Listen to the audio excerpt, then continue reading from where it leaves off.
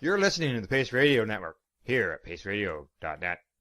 The views expressed by the individuals during this broadcast are their own opinions, and they may not be the same as those of their group or other organizations they may be involved with.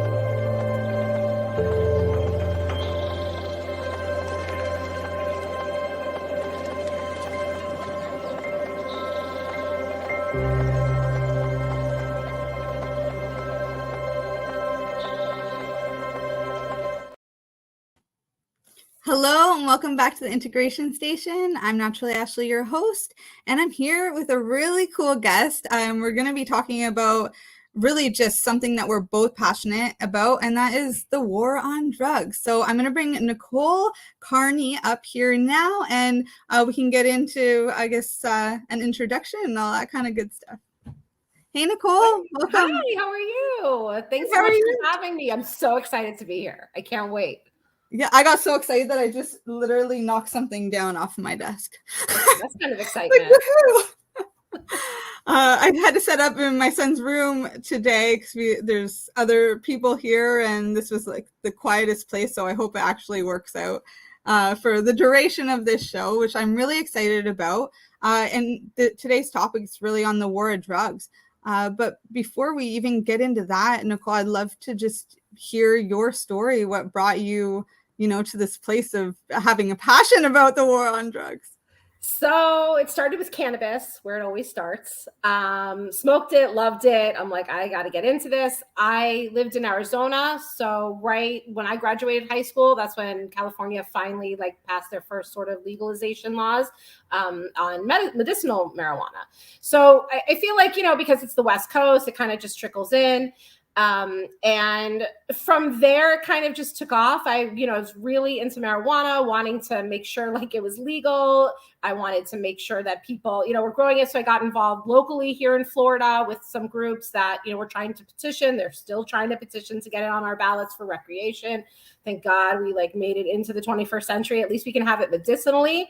Though I will say it's still a vertical integration, which basically, for anyone who doesn't know, it just means that, it starts with the farm, the grower, and goes down right into their own dispensaries, which seems like a really cool idea, except as you can imagine, they only give out a few permits, and it only goes to the people who, are dedicated, political pundits and, I don't even know what you call them, political maniacs, basically. It's not even anyone who, it's like the brother of a someone or the, the friend of a someone. It's so, and if you can only grow your own stuff, that's really only giving people one half of it. I mean, there are lots of other growers out there, lots of other strands, things that people need to know about. And if you're the only one, it's not, I don't know, there's no competition, which basically makes it a monopoly. Or diversity too, right? Right.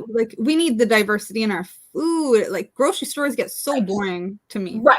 I mean, if you just had one company growing all of everything, that wouldn't be good. And we know that. And just price wise, just everything wise, monopolies don't benefit capitalism, but they just don't benefit society either, just in a general sense. I'm not a very pro-capitalist person. But we definitely need to have variety for sure. So that's kind of where cannabis was. And, I guess on the outskirts of that, I'd always heard about microdosing, but because I don't, and I watch a lot of documentaries, I'm sort of a nerd that way. And I love history. So I've been doing a lot of research, and then in the outskirts, you started seeing a little bit more, talk about LSD, microdosing psychedelic shrooms, or doing ketamine, which, has been approved nasally from the FDA, which is amazing. Not the best way of doing it, but it's still something, thank God. I mean, that's all we can hope for. Progress. Really. So then, because I don't suffer from anxiety or really anything more than just a little stress, I just kind of felt it wasn't for me. But I had a friend, she's like, you're kind of angry. And I'm like, am I? I feel like I'm kind of justified in my anger. She's like, no, I think you're just more angry than you think. And I'm like, okay, like, why not? She got me together with someone who sells microdosing shrooms and chocolate, which is amazing, delicious, amazing. Yeah. And I started doing it. And I was like, wow, yeah, I really was angry. It wasn't just like normal anger. It was volcanic eruption anger. I don't even know where it came from. And I think it was just a culmination of just being angry all the time over 100 different things. And then it's like that one straw that breaks the camel's back. Well, it was the one heat moment that broke the volcano, I guess. And then it wasn't really like the offense wasn't really the same as what I was giving out. And I kind of was able to remove myself out of that and see those things and connect more to myself, which was important because I was super connected before, and now I'm even more connected. I think I have a more clearer understanding. But what I was surprised by was that it kind of moved me away from cannabis. I'm actually kind of not into it anymore. I don't know why exactly, but I know that I don't love the calories that it makes me consume. That has never left. I mean, I smoked every day for literally years, decades.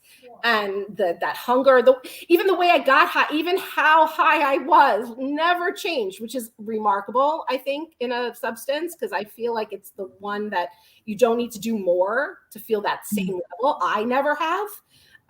The same amount I smoked before is the same amount I still need year after year. And now I just feel like a better person, sort of. Like I just feel healthier. I feel happier. I feel more connected. And now I feel more connected to the people around me who are doing it, which is a lot more people than I assumed. I guess it's just so underground that you just didn't realize.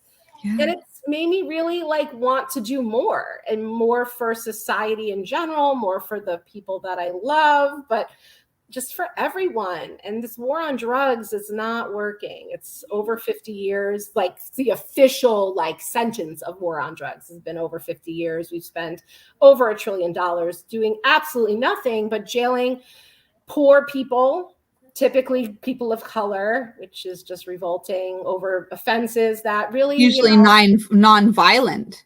Oh, and completely nonviolent, which is crazy. It's just I smoked pot, or I got caught with pot, or I got caught. Even if they're getting caught with cocaine, that's not your business. They can go out and drink alcohol. Like, so what? Like, and you're pulling them over purposely because they're black or brown.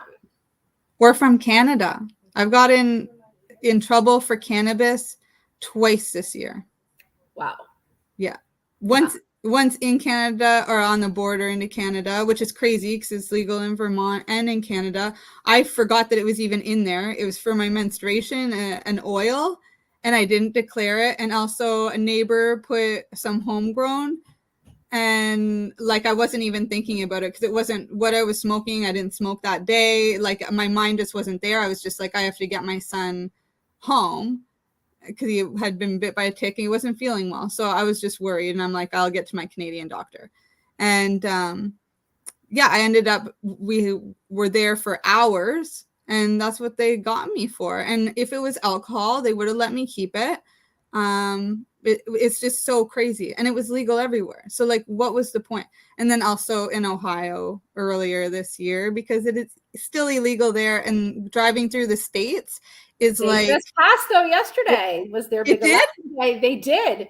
Oh, they wow. are officially more progressive than Florida. They have now legalized recreational marijuana and have legalized abortion in their state. So yay for Ohio. You guys are moving on up, making some changes. I know, it's crazy. They need to though, like that oil spill, like so many things, like they went through a lot, like big changes need to be made.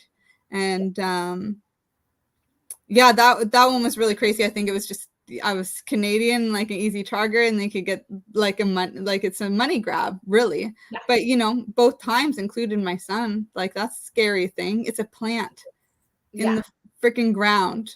Yeah, but like that's the scary part. It's like Native American. They were so good with my peace pipe at the border. Like, oh, this is a sacred thing. We won't touch it. They were so good about that. But then they take my medicine. It's like, what the hell? scary. That's scary. At least they can appreciate your peace pipe, because here in Miami, we're still trying to like eradicate any Native American situation, and developers just want to build right over burial sites, and they don't care. We did the whole East Coast this year, and until you get to New York, there isn't really indigenous people or reserves. They have a spring that's called Pocahontas Spring. They got places that talk about John Smith, but it's still all commercial. It's like really messed up. It is. It's messed up in a big way. I feel like people, I live right in the heart of Seminole Nation, and people know them for gambling. And they do try to invite you once a year in February, like mid-February. They have this huge powwow, and they invite you to come and see their dances and their outfits. And they try to give you a little bit of an education, but it's really hard. People don't want to hear it. The Seminoles aren't native to Florida. They come from the northern part of the country and just were shoved all the way down until they couldn't shove them anymore. And it's just, and for me, I'm happy because where I live, it's like a really hot like area real estate wise. It's really centrally located to Miami or to Fort Lauderdale, to the airport. So I'm so happy to have a huge guitar in my backyard and like are, building these like this amazing community for themselves. Like that makes me really, really happy. It really does, in kind of a sad way where I'm just like anti-white, just like whatever. I'm just so happy for them. Like every day I'm so happy for them. I had a huge war inside of myself for a while because I am indigenous, but I'm also have the Voyager in me too. And where I grew up, I was on Crown land close to a native reserve, and I have family on the reserve and things, but I was also in a French village. There was a trail that brought me to the reserve, but I wasn't 100% there. And I didn't speak French, even though I got a French name. So I didn't fit in there. I was like, this war was always there. How do I be the indigenous and the Voyager that came here? But it's like, I talked to the medicine about it one day, and it said they were like, it wasn't all bad. Like, not everybody was bad. Couples were getting together because of love too. There was a lot of bad people and a lot of bad things that happened, but it wasn't all like that. There were still good people. Maybe John Smith was one of them, but there was also really bad people that were stealing kids and women, and a lot of people died. And there was forcing into these other areas, it was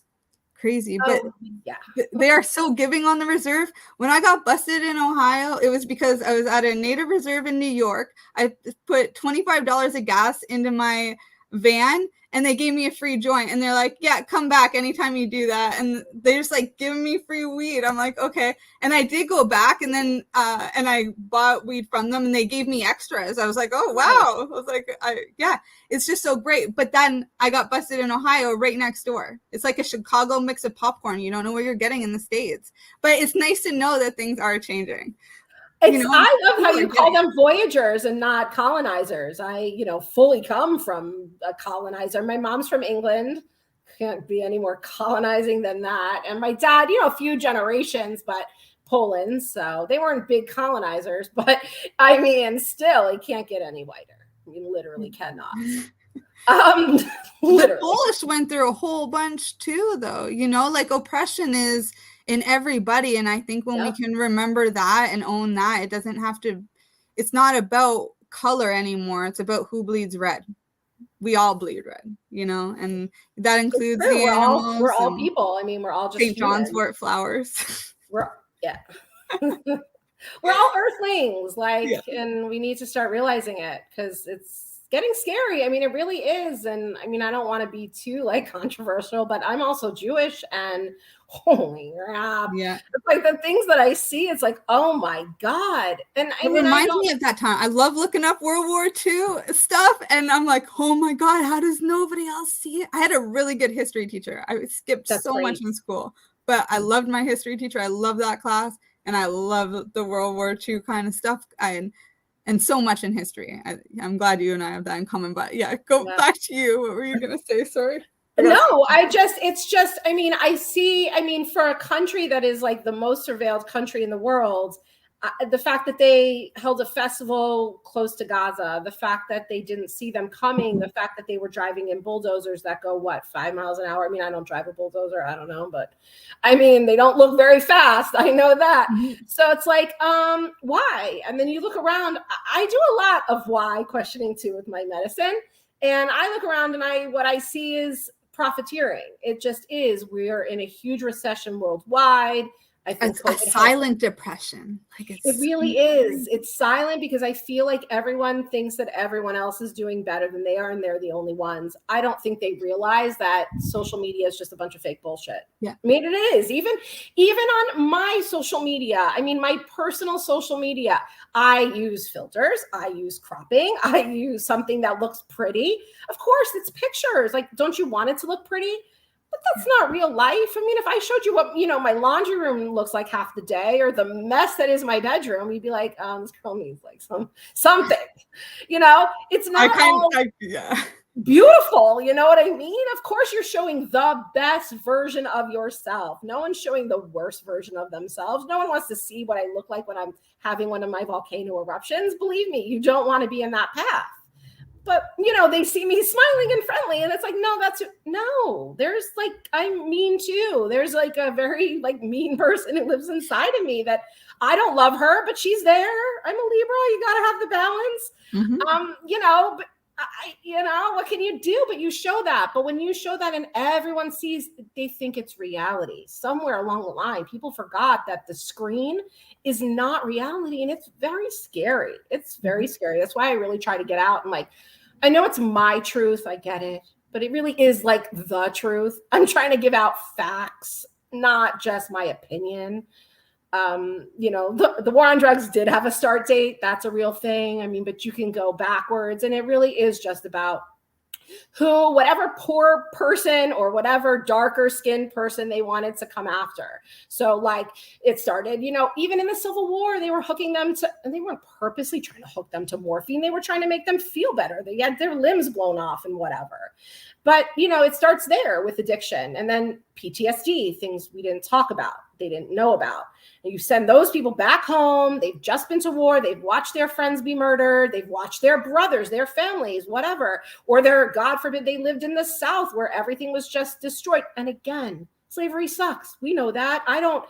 But that person on the other side of that still had a home. They had a family that was murdered, or their home was burned down, or their plantation turned to rubble. That's a traumatic event, regardless of how bad they were. It's still a traumatic event. So that affects them, and then that affects their kids, and then it's generational, and now you have drug addiction, and so that's a problem. And then you have opium coming in from the Chinese, and we're using them to build railroads, which is fine, but then we couldn't let them just do opium. Why? Oh, because we have to demonize them, because of course, what else is there left to do? So we demonized the Chinese in the early 1900s. We demonized Black people and cocaine in the early 1900s, and they weren't even doing cocaine in mass. It was the white people doing it, but we still demonize them for it. And if you're in South America working with coca, you'd be like, why would anybody ever turn this into cocaine? They wouldn't have been thinking about that process. That's totally I think it's a government cartel, to be quite honest with you. Oh, for sure. I mean, that's what the war on drugs was. It was really just a war of imprisoning Black people and making money for Iran-Contra, because they just wanted to give arms, and they didn't know how to give arms secretly. So they did it in a way where they could bring in cocaine from drug lords. I mean, because if you think that they weren't friends with Pablo Escobar, they were, but they were more friendly with the Cali cartel, because Pablo was going around telling people, hey, look, these are shitty people. I want to give you my money. I want to help my neighborhood. Was he also shitty? Yes, because people are good and bad. We have both those things happening in a person. But the Cali cartel was more in line with America. So they kill Pablo Escobar, make him enemy number one, but we were still bringing in cocaine. That didn't stop us. Then we were selling it to Black people on the street who turned it into crack, which I mean is ingenious, because cocaine was so expensive. They could make crack for so much cheaper. And I understand their thing. They're in poverty. They see their parents working all the time, making no money. The government hates them. They're sending them off to war. I mean, these were kids in the 80s whose parents did go to Vietnam, and they weren't drafted in a lottery system. They were drafting Black people, just Black people, for years before they forced it to be more equal. But you can talk to my mom. She grew up in Miami Beach. She doesn't have one friend who went to Vietnam. Not one. That's crazy for me. She had 2 brothers war age. Neither one of them went to Vietnam. I mean, there's an issue there. Like, they really were just drafting poor people. So now you have PTSD with Vietnam, and they're coming back. Their country fucking hates them, still thinks that they're like just awful. No wonder they're getting into drugs. These kids are being raised by these poor people. They want to make their lives better. They turn to drugs to sell them because some schmuck is like saying, here's drugs, sell. But meanwhile, they're being arrested constantly because Black Panthers are now a terrorist group, which of course they're totally not, because, they're anti, white government, which who can blame them? And then, it just spins out of control. Now they've addicted their neighborhood people, because who are they selling to but the people in the neighborhood? It's $5. These people are addicted. They're, selling their TVs. They're robbing people just to get hooked on this drug because it's so highly addictive. Meanwhile, the drug dealer American government is taking that money and buying weapons to give to Nicaraguan freedom fighters. Now, I don't know if they deserve those weapons or not. That's not on me. But there's a legal way of doing it. It's like when we go to Congress now, when we ask for aid for the Ukraine or we ask for aid for Israel, there's a legal way of doing it. We don't do it shady, and we don't imprison people. We are fucking forcing to sell these drugs. Or if you're going to create laws, then follow them yourself. It's not like you don't create laws and then disobey them all and enforce it for everybody else. Like that is just something that a lot of people have to wake up to. It's actually like Martin Luther King Jr. He said, it's our moral obligation to disobey unjust laws. And these are unjust, especially when it comes to the medicine, like everything that you've mentioned, like the opioid crisis right now, all the stuff with like methamphetamines, because that's like a natural salt. And then you have like the coca plants, so freaking beautiful. Poppy is so beautiful, so abundant. It's just like, it wasn't meant for the extreme, like it's extreme. No. They took those good properties and like just sucked out that and then made it such an extreme drug as opposed to where it was meant to be the actual war too. Like, the war and how they have that song of Flanders Fields where the poppies grow and all that kind of stuff. It's like, that was still a war on opium. That's what they were trying to take from the earth. Yeah, there's oil. Yeah, there's all these other things. But ever since all that, that's, when opium became as big as it is. And that whole push for big pharma or the government cartel, that was also part of that pushback. It was just a new age of it. Yeah, there was the colonialism where there was the pushback of indigenous into the, mainland when everybody was coastal before that. But now they have to explore more inland. And then also, as you were talking about, going into the South too in different areas. But then there was this push out of medical industry too. No more midwifery, no more people of color, no more women.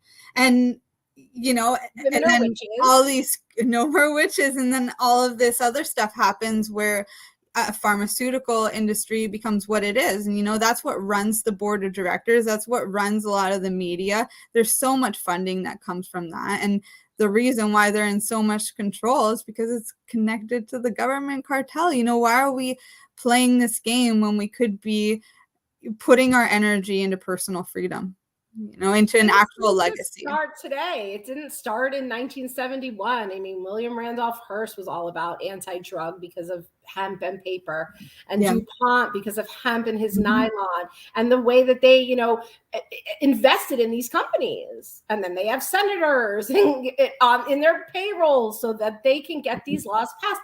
So it really just didn't start today. It didn't start in the 70s. It didn't start in the 60s or the 50s or the 40s. It's been going on so long. Even in religion, Terence McKenna has a really famous line that he was quoted saying about Adam and Eve, I guess, were going for like the fruit of knowledge, and he said, they can't eat that because then they'll be just like us. So that shows it was a form of control even then. It wasn't about, no, you can't eat that and you're going to be cursed and have your woman cycle for the rest of your life and all these things. No, that's actually a blessing so that we can be creators and actually invent things like beautiful creativity. Like it's the creatrix. It makes us a creatrix.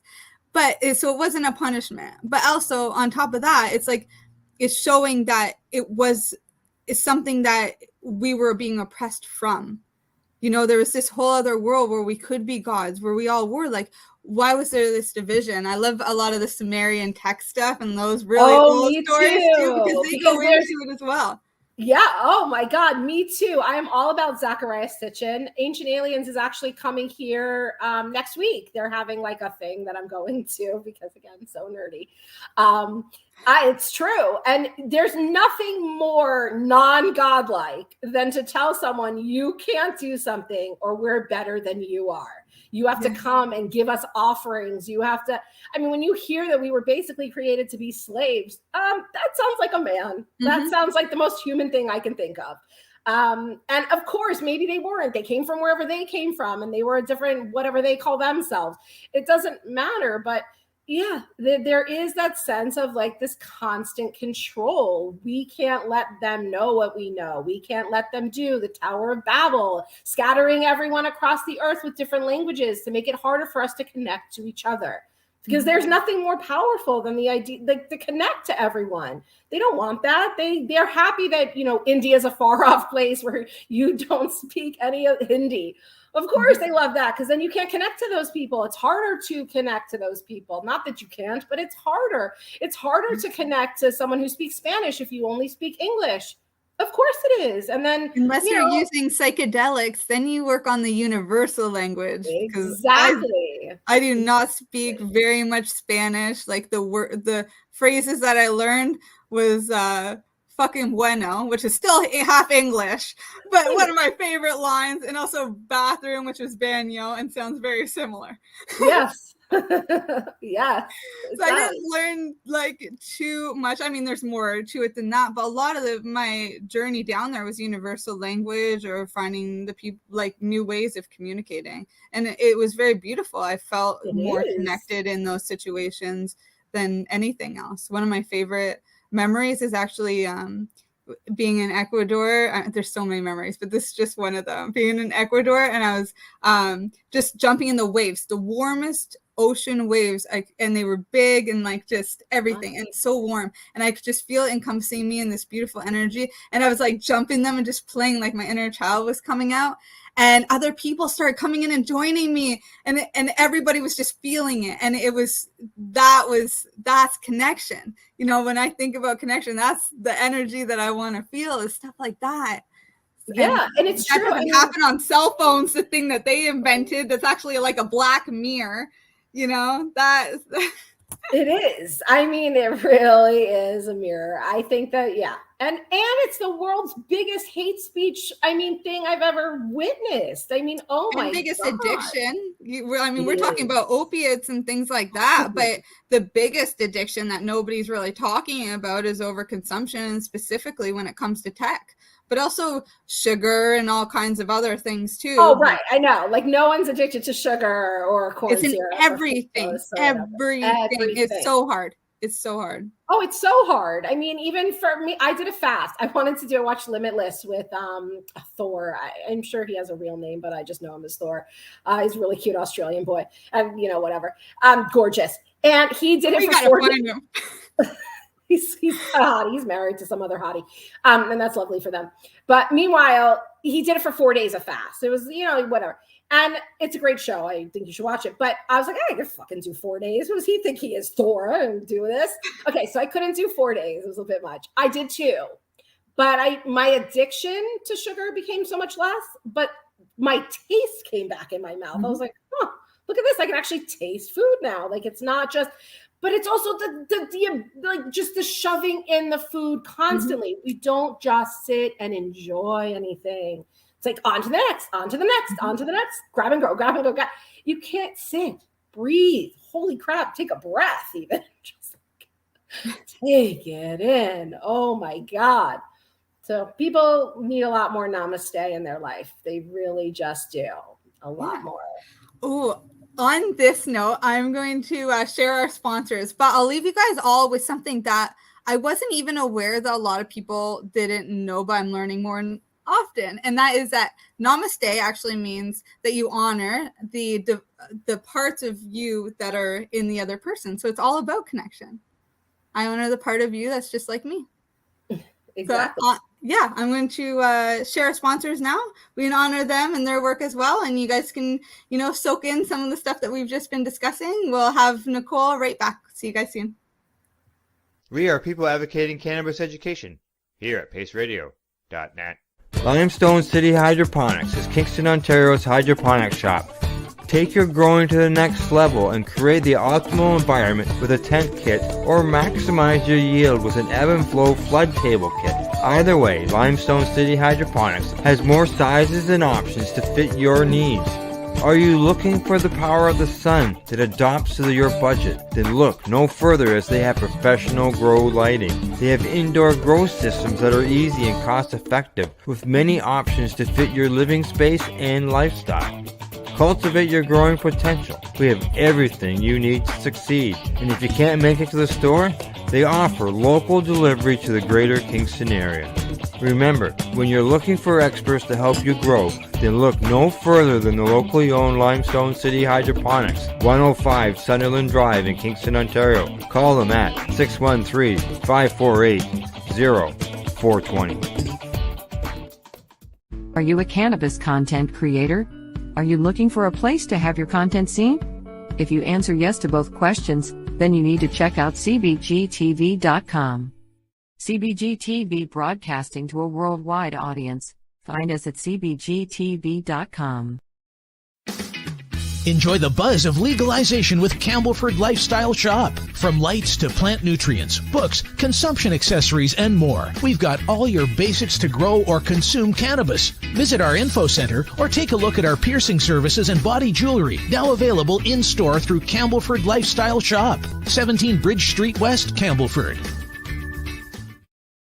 Are you looking to get your medical cannabis grow license? Limestone City Hydroponics can help patients through the process of obtaining their license to grow medical cannabis. What's that? You don't have a doctor? If you meet the medical criteria, Limestone City Hydroponics has a nurse practitioner who can assess and provide medical cannabis prescriptions. What are you waiting for? Contact Limestone City Hydroponics at limestonecityhydroponics.ca or call them at 613-548-0420. PACE Radio is the People Advocating Cannabis Education Radio Network. Legacy 420 have an awesome array of cannabis-infused beverages, from pop to Nature's Nectar's teas, all in amazing flavors. What a selection! We even have a delicious mango-infused juice, and let me tell you, it's delicious. Everything is infused in-house, so we buy our syrup from the same place where everybody else buys their syrup for their pop, and the infusion is done in the lab. It's all canned here, labeled here, produced 100% on Tyendinaga. We have two lines of drinks. One is called our Nature's Nectar. That was our original line that we came out with, and then we also have a line under the Red E brand. We have them in 10 milligrams, 30 milligram, and 60 milligram cans. What a great selection for a get-together with friends or after a long day. Remember, if you want to wet your whistle with on-site lab-tested products, come see your trusted partner. Legacy 420 out on your road.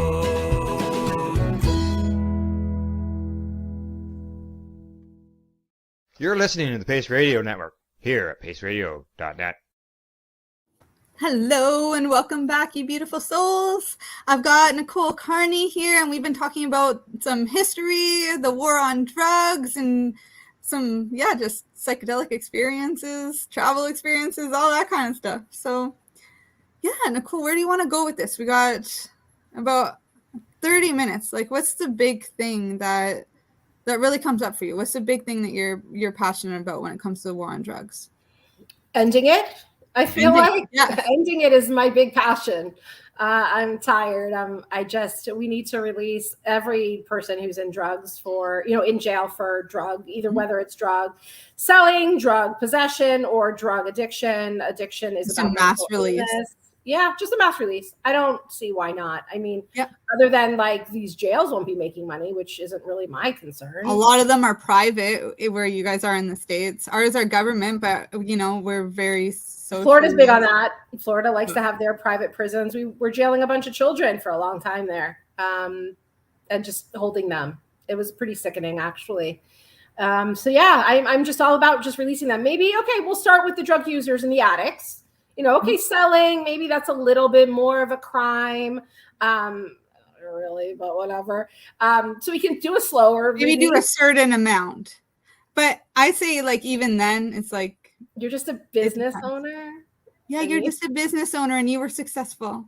Yeah, it doesn't. I mean, I get when it's like, you know, weapons and like, you know, like shooting people, murdering people. Like if you are committing those crimes, yeah, for sure, regardless of your drug business, if those are the crimes you're committing, okay, yes, you should be arrested or in jail.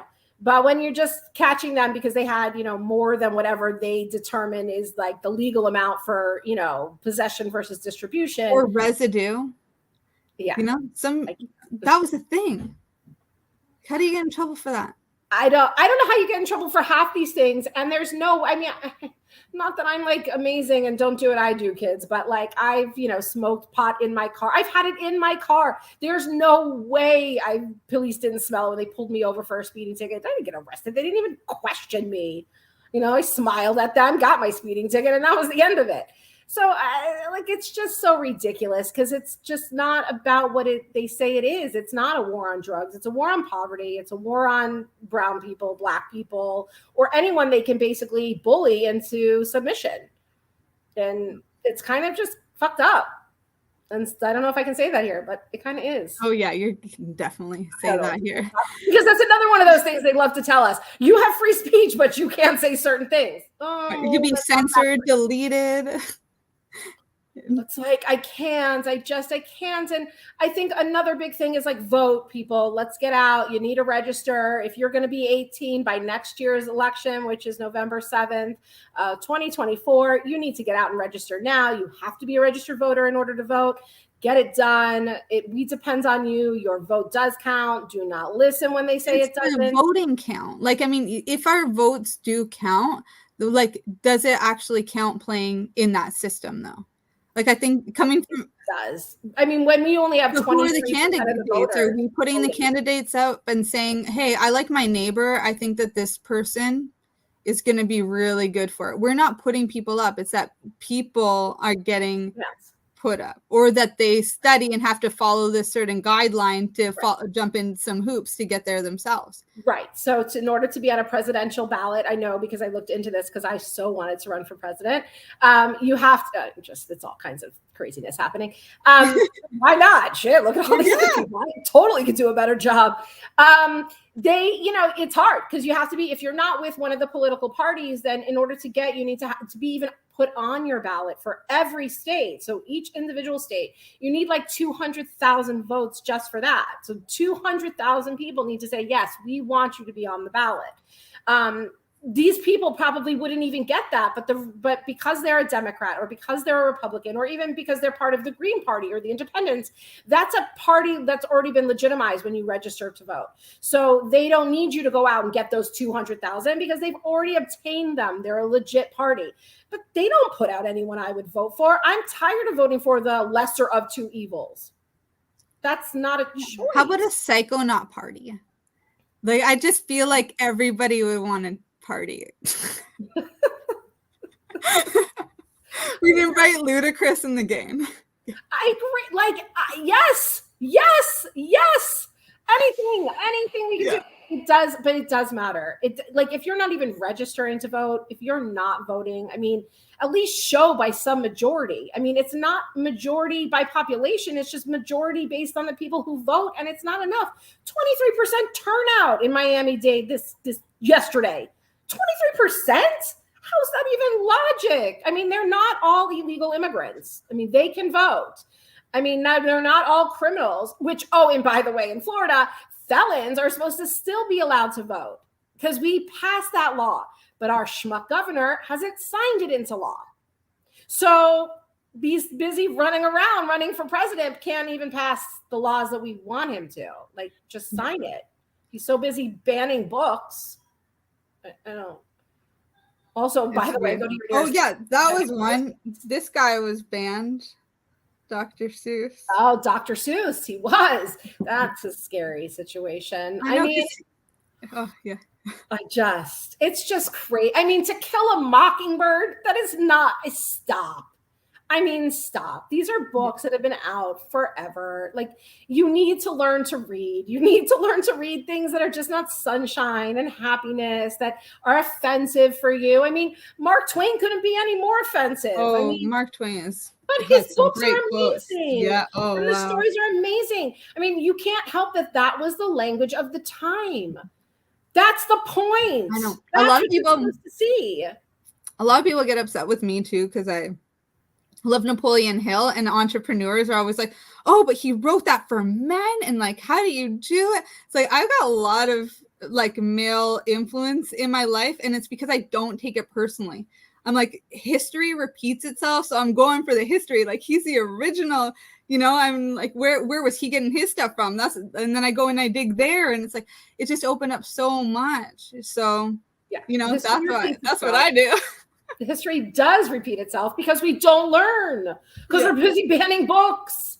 We're not teaching about anything. Reading them. Oh my God. I mean, how did we turn back the clock to 1938? That's just what I want to know. We didn't turn back an hour. We turned back to 1938. How did we do that? In the blink of an eye. It's like, no, can't have an abortion. Barely can get health care. I mean, forget abortions. Can't get health care. We can't read what we want. We're still fighting over Israel or fighting over Syria or fighting over what? Like, I mean, why are we constantly fighting over these things? Like, it's so ridiculous.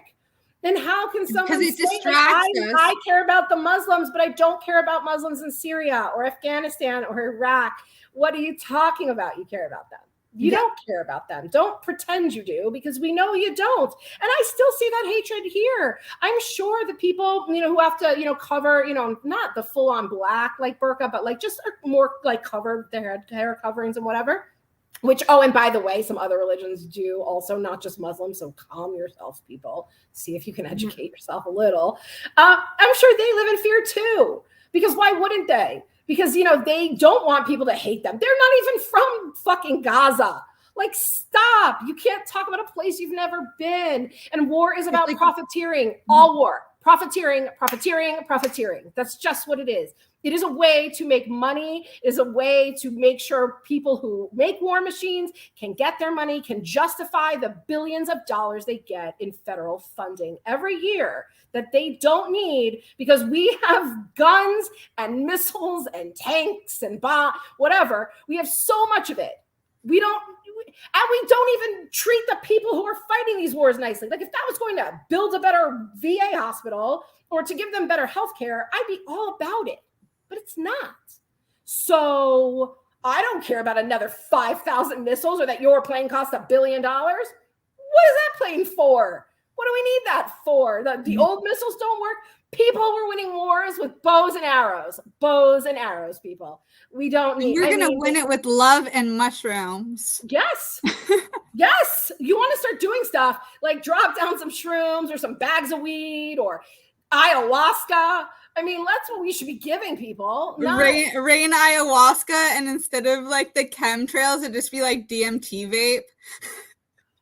It would be so much better. So much better. People would be so much more happy and so much more connected, and they would be able to let go of the things that don't matter. Because social media doesn't matter. It's fun, but it doesn't matter. It doesn't matter that your friend went on a vacation you didn't go on. It's okay. Like, I get it. I'm happy for them. Be happy for them. Happy. Oh my God, that's possible. I totally have to do that. Now I'm inspired and I want to do something else. It's like, ride that vibe. Be grateful for them. Manifest for yourself. Exactly. That's what you want. Yes. Yes. Stop shitting on everyone else because you're not getting it. Get off of there. There's a great woman that I love. She does manifesting like courses and stuff.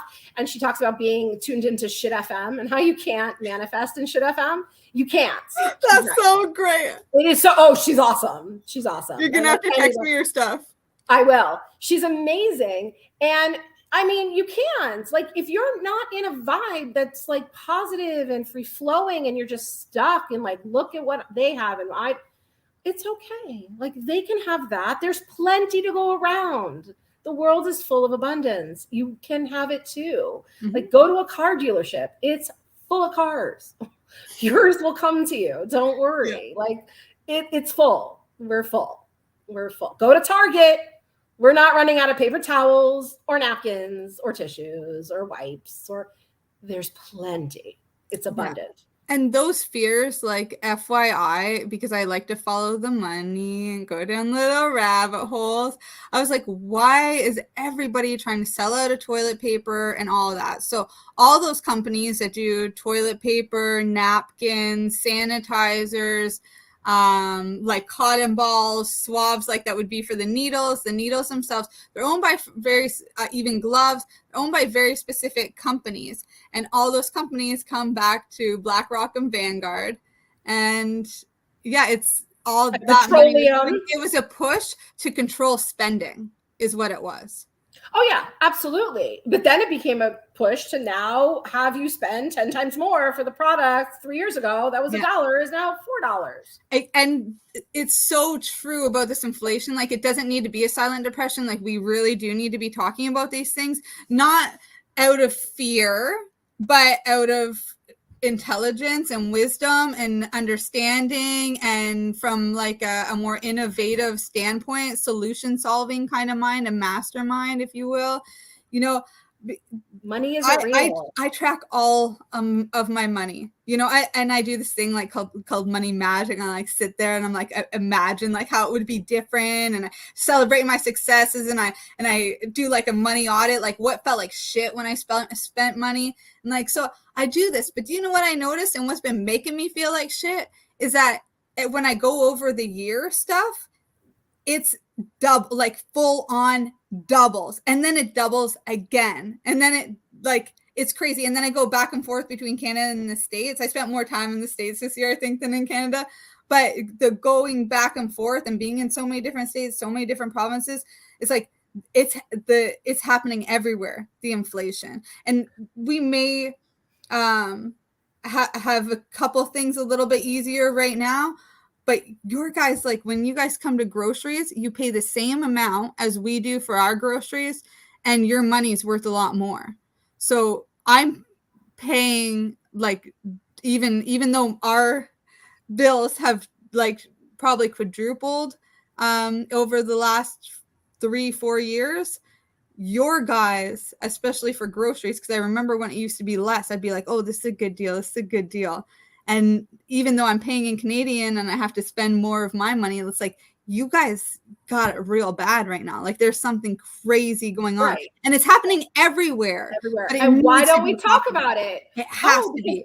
Because why? It was considered rude to talk about money, to talk about religion, and to talk about... Because who does that serve?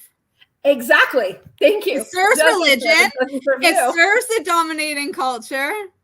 Fuck them. Fuck them. We have the moral obligation to say fuck you, and then fuck around and find out what happens and use that word. Exactly. Oh, I use it all the time. It's on the back of my cell phone. Don't worry. It's there. It's always there. This is like, I think, the first podcast ever where I haven't said it at least half a dozen times. Because I'm trying to be good. I'm trying to get better. You know, I'm trying to, because, you know, people get really like offended. Yeah. I don't know why, but they do. Excuse me. I'm trying to mind sneezing on the truth. It's the truth. Yeah. Fuck them. Yeah, I'm learning more on that. I definitely had the people-pleasing complex for quite a bit of my life. Like, I've never had that complex, but I do want to get my message out. So it's like I try to find that balance where I'm still authentic, but I'm trying to rein it in a little. Just because I really do have messages that are important, and I want people to hear them and not panic because I say the F word. It's like, come on, like, you're not going to die. Yeah, but did you die? That's one of my favorite sayings. But did you die? No, you didn't. So calm down. You won't die. You didn't die. Shut up. Yeah. Namaste, dude. Just find your namaste. It's okay. Find your namaste. For real. Find it. Go get it. Go get your connections. Go get them. Find them. You can find them, ground yourself, get out there in the dirt, get out there in the grass. Like, I live in Florida. We could be barefoot 24/7. It doesn't matter. Like, you don't need socks. The sun won't kill you. I mean, it's not the sun killing you. It's the sunscreen. Yeah. Oh my God. All over your body, dum-dum. It's your sunglasses that don't tell your body that you've had enough sun, because it doesn't feel like you've had enough sun because your eyes aren't taking in that UV light. And we need that light. Do you know what light we don't need? Is all the blue light and everything that's coming off the LEDs and things like that. It's like we do need sunlight. And But maybe listen, the they sun can is blind us, make us deaf, make us dumb. Like, we are the ultimate. They will go right back to slavery. And the Sumerians, well, I think we're waking up to the fact that we have been slaves. It's not that we're going back to slavery. It's that we always were, only we made our own camps. Everything from World War II is what they're putting on our, like, the gases and things like that. They used that back in the day on indigenous too, in colonization, like the Agent Orange and like those kind of different chemicals. They just gave them smallpox blankets, for God's sakes. They were all about chemical warfare. Absolutely. And the ticks too. We've been battling out all that, but that was another one used as a bioweapon too. So. It's amazing. I mean, it's amazing. And when you erase that history because someone told you that we can't read it because you might be triggered, it's like, stop. And I mean, I'm glad I see a lot more Native American like shows on TV. Reservation Dogs is an amazing show. I loved it. There's a lot more movies. You have to find them, but they're there, and it really does sort of let you in on it, and kind of make you see how really shitty we were. And it's okay that we were really shitty, because we're not as shitty now. So we're learning, we're getting better, sort of, sometimes. One of the phrases my mom and I were using this summer when we were traveling is, instead of like go fuck yourself, we were just like go fix yourself. And I feel like no matter, again, like what our skin color is or where we come from, like so many of us are just like mutts now anyway. It's like, just come from that place of like, what is it that I can learn from this experience? Like, how can I like just do my best? How can I live a little bit freer? How can I be in a little bit more alignment? Like, just let go of so much of the rest. Like, it's crazy. Yeah, a lot of the stuff is crazy, and I think it's easy for people to get stuck in those what was it that you called it, the shitty FM? Shit FM. Yeah. They get stuck in shit FM. I also, for people who can't relate to that, it's like being stuck on a Candyland board, the color that had the big black circle and you have to like sit there for a turn or whatever. It's also like getting stuck in that. You're just stuck. You see everything else around you, but you can't get out of that space. It's time. It's okay. Just one step, 1 foot, just little thing. Whether it's, I didn't drink coffee this morning, one little change begets more change. It really just does. And it doesn't have to be massive. No one's asking you to do massive things. Just one little thing. And tune out or shit like that. We got about 5 minutes or so. Now, Nicole, if you want to just share with people how they can contact you, some of the things that you're up to or conversations you like to be having in this space. And I'm always happy for a conversation. So if you have anything you'd like to say, you can always find me on, oh my God, everywhere, because of course it's social media. So you can see my name plain as day, look it up on Facebook. You can find me there, message me. I will totally answer you back. Even if you're mean to me, I will still have something to say to you, because listen, maybe you're right. Or something, whatever. I don't take it too personally. You can find me at the Mouth from South Florida on YouTube. I kind of stepped away from doing podcasting a little bit, but I'm trying to get, back on that thing. I loved it. You can also see some stand-up comedy that I did recently. That was super fun. So you can see a whole other side of me that isn't about drugs. It's actually all about sex. Exciting. So you can that's see great. Yeah. So you can see what that's like. My journey on unboxing penises. And and of course you can find me just personally. You can also find, me on Instagram. Listen, you type me into Google, just my name, you will find me. I promise. Reach out. I'm happy to come talk to you about anything on your podcast or just an email, whatever. But if you're going to try to sell me some nonsense or you're a fake ghosting type account, I can't be bothered. So like Hugh Jackman fans, I don't want to see any more of you following me on Instagram. Like, I'm good. Hugh Jackman 101, Hugh Jackman fan through 300. Listen, I'm not buying what you're selling. I know it's a fake thing. You know it's a fake thing.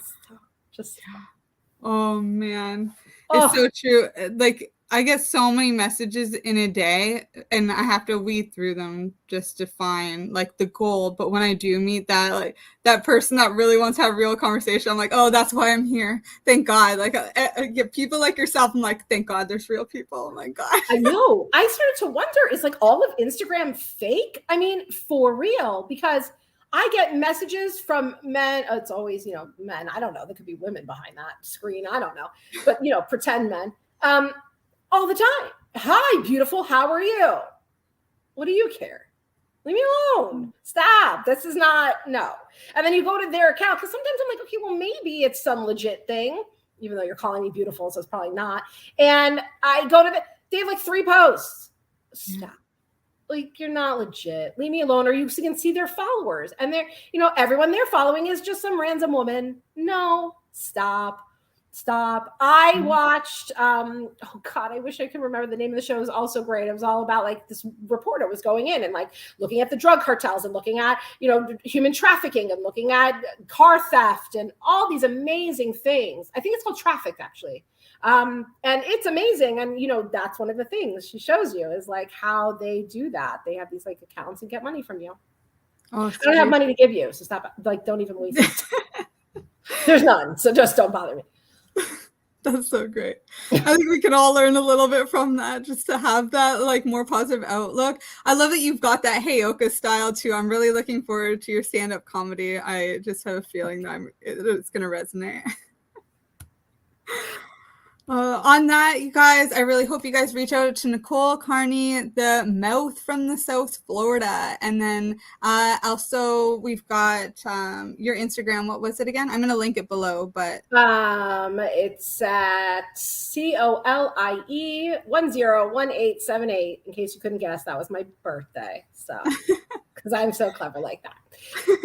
So you can find me there and you can DM me and I'll answer you. I don't mind. Yeah. Hang out. Yeah. Walk around and find out. All right, you guys. Bye for now. We'll see you soon. Bye. Bye.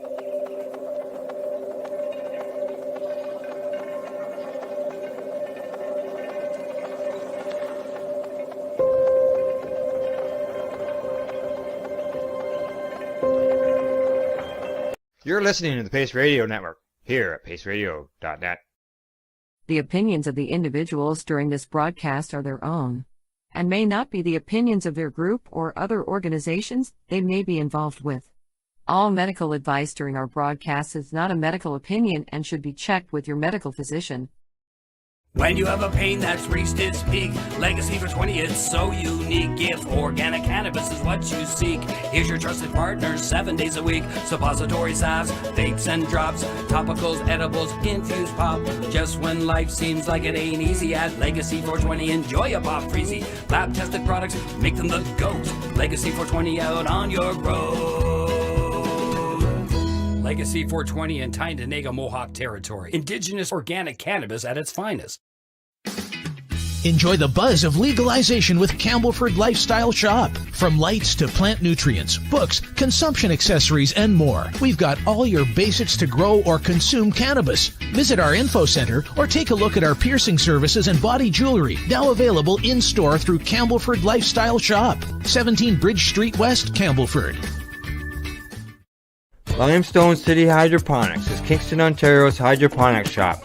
Take your growing to the next level and create the optimal environment with a tent kit, or maximize your yield with an ebb and flow flood table kit. Either way, Limestone City Hydroponics has more sizes and options to fit your needs. Are you looking for the power of the sun that adapts to your budget? Then look no further, as they have professional grow lighting. They have indoor grow systems that are easy and cost effective, with many options to fit your living space and lifestyle. Cultivate your growing potential. We have everything you need to succeed. And if you can't make it to the store, They offer local delivery to the greater Kingston area. Remember, when you're looking for experts to help you grow, then look no further than the locally owned Limestone City Hydroponics, 105 Sunderland Drive in Kingston, Ontario. Call them at 613-548-0420. We are people advocating cannabis education here at paceradio.net.